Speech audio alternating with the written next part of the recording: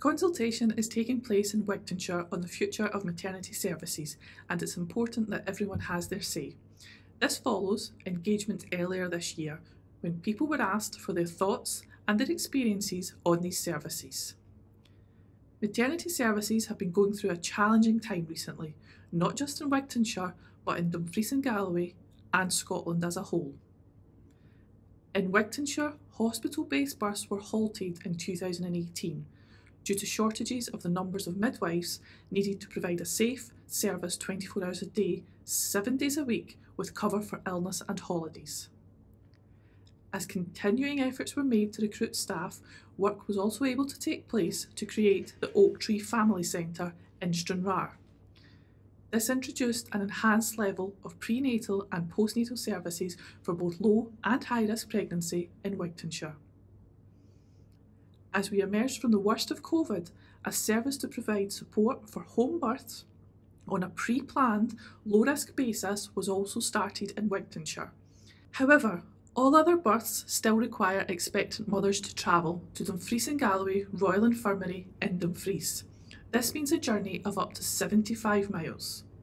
Concerns were raised during engagement that some mothers have given birth while travelling to hospital. Births can happen before arrival in hospital. Across Dumfries and Galloway, there are approximately 10 babies born before arrival at hospital each year, less than 1% of births. This is consistent with the rest of Scotland despite the rural location. Within Wigtownshire, like Dumfries and Galloway as a whole, birth rates have fallen. In 2012, there were 1,390 pregnancies across Dumfries and Galloway. By 2021, this had reduced to 1,126.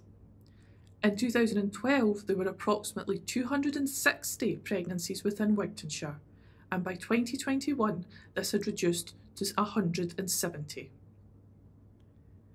In 2017, the year before births were suspended within Galloway Community Hospital in Stranraer, a total of 17 mothers opted to give birth in Galloway Community Hospital's Clennock Birth Suite. The majority of expectant mothers in Wigtownshire opted or were advised to give birth in Dumfries and Galloway Royal Infirmary in Dumfries. Earlier this year, a local review led by independent chairs sought the views and experiences of people in Wigtownshire. Some of the themes which emerged from this engagement were consistent staffing and support, improved access to midwives, access to ambulance transfers, choice, local facilities, and a reduction of travel. Taking everything that people had said, several options for approaches to maternity services were developed. These options were scored.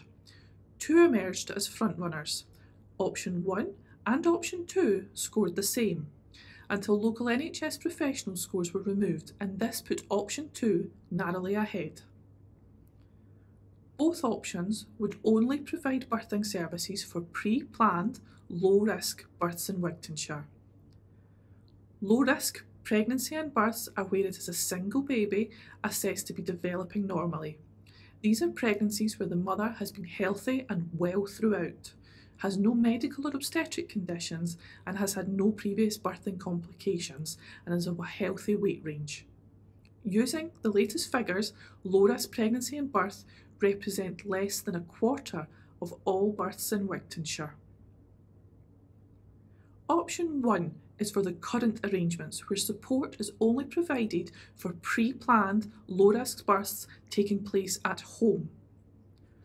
Option 2 would provide pre-planned low-risk births at home, but also births within the Galloway Community Hospital which were pre-planned and assessed to be low risk, and with the same level of support as home births.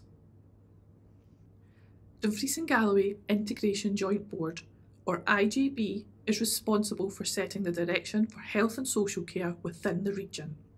Looking at the 2 options, the IJB did not have its own preferred outcome and decided that consultation should take place so that everyone within the community can help shape a model for childbirth that will serve Wigtownshire for years to come.